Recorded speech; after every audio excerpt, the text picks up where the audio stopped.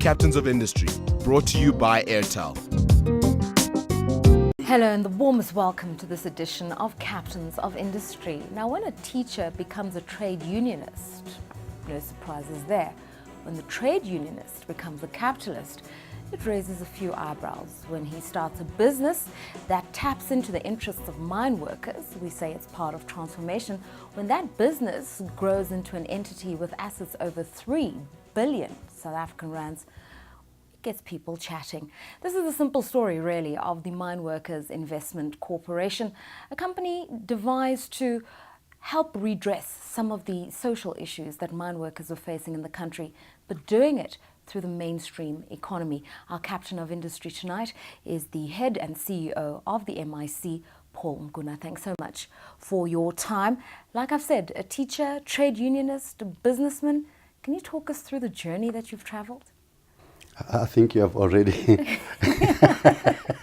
taken your viewers through the journey that I had gone through. True, I was a teacher. I taught for 2 years, and I must say I was very passionate about it. There was a lot of satisfaction that I derived from it, and it's something that you could measure. And when I left teaching, I joined Roberts Construction as a costing clerk, and I worked for 2 years. And then I joined a company called EGO, which was Eastern Gold and Uranium. It was a new technology that was being introduced in the mining industry, and that was the reclaiming of the old slime dams. And I worked for EGO for 19 years. Wow. That was from 1977 at its commission until 1996. And and during that period, I had actually gone through a lot of leadership roles at EGO as a shift foreman, and at the union itself. I became a chairperson of COSATU, the first chairperson of COSATU, the West region, which was really the most politicized region in COSATU. I'd actually really chaired several, I'd occupied a position of being a chairperson in several organizations, including the ANC, both at the regional level, at the branch level, and chairing the local government structure. You know, the transitional local government in Brakpan. But I had not actually really bargained for a situation where I would find myself being an executive chairman of a commercial entity. And how did it come about? In 1995, that was long after our democracy. As a union, and at the time I was sitting at the executive committee of the National Union of Mine Workers, which I'd always refer to as the NUM to save time. And at that time I was the national treasurer of the union. And in one of our executive meetings, we actually really had a discussion. We looked at our democracy, we looked at where we are and where we came from. We spoke about the expectations that we actually really raised, especially with our members. You know, a better South Africa, free education, because those were the things that we're using to mobilize our masses. And I think we genuinely believed that through democracy, through non-racialism, we'd be able to achieve free education for all. And it's 17 years down the line. And we have not realized it, but I think the most important thing is, as far back as 16 years ago, we were able to say, we're not going to realize these things overnight. And what is it that needs to be done for the mine worker, the energy worker, and the construction worker at a later stage, and his family? Okay, so the genesis of the MIC then, when you came to that ideological position and the decision to leave politics and union activities and go into business, how did that transition happen? The MIC was actually established in 1995. I only joined the MIC in 1997. We were among the first trade union investment companies to be established. I'll give you the background later. But my own journey, it was when my colleagues at the national office bearer level actually requested me to go and become an executive chairman of the MIC. And I couldn't actually find my way around it. And I said, remember, I'm a trade unionist. Yeah. I've actually never actually prepared myself to be in a position where I could run a commercial entity. Yeah. And I don't know, I don't think I would actually really fit. But my president then was a very stubborn person, and he said to me, in all your lifetime, you've been on a learning curve. Yeah. And even in this instance, you're on a learning curve. You will rise to the occasion. Yeah. And I eventually relented and actually really accepted. But the one thing that I told myself was, I'm not going to be anyone else, but I'll remain Paul Nkuna. Yeah.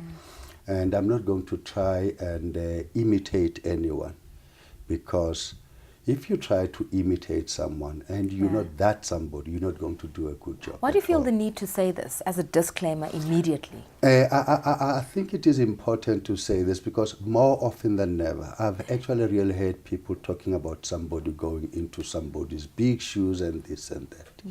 And people, when they actually really go into positions, they always look at their predecessors.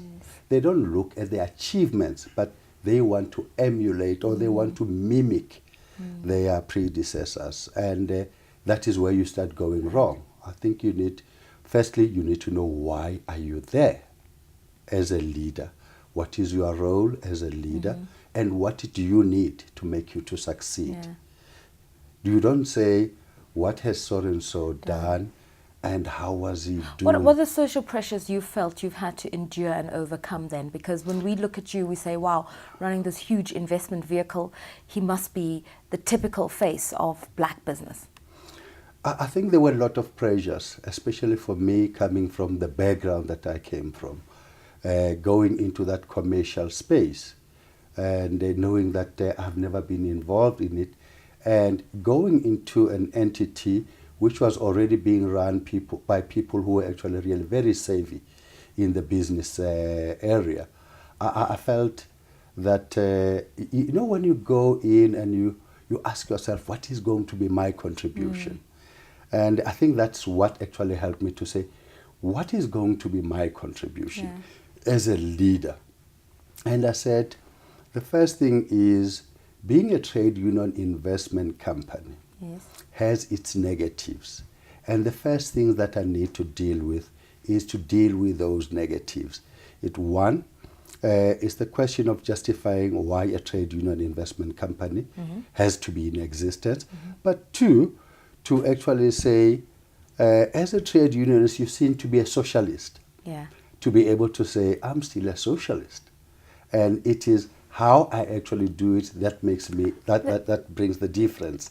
But then the other thing was, if ever you go and you begin to head people who are more knowledgeable than you, you have to be humble.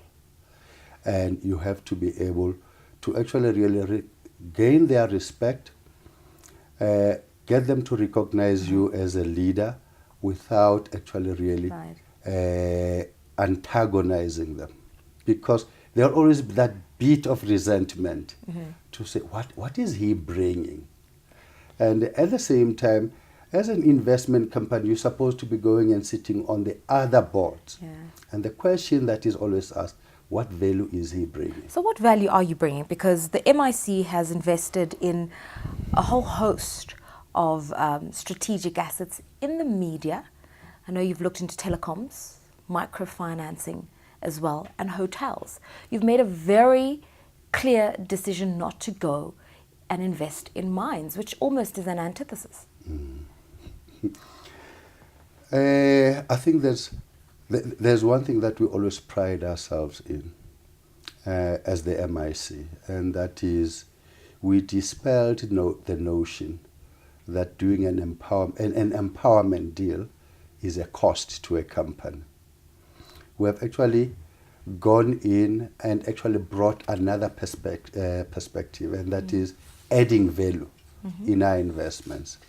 we're very much active in our investments. At the beginning, when we did not have a balance sheet and what have you, our focus was really in the area of transformation, adding value into transformation. It was dealing with a mindset, because the bulk of, I'll actually make examples later, the bulk of people that we're getting involved with were people who were under the impression that they were doing us a favor.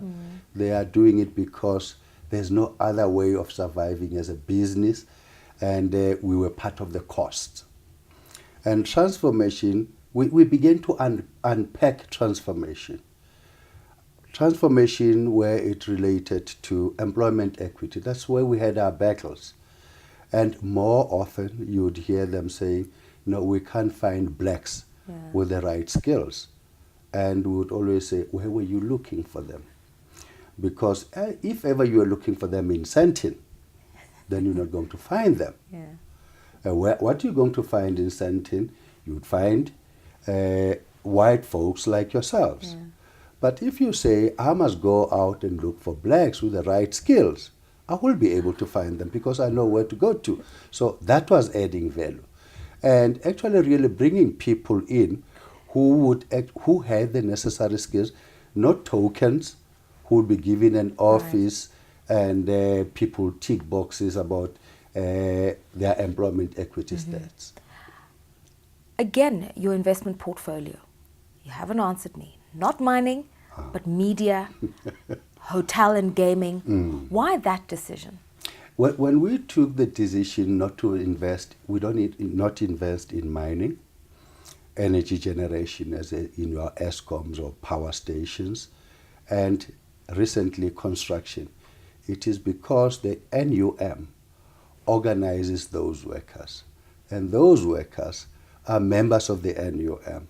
And if we go in and be an investor, there would be a conflict of interest, because whether we like, though we owned by a trust, the fact of the matter is we were established by the NUM, and to be seen to be an employer and the organizer of the worker, it didn't make sense. I'll tell you, there are times when people were saying, phew, the mining industry is milking it.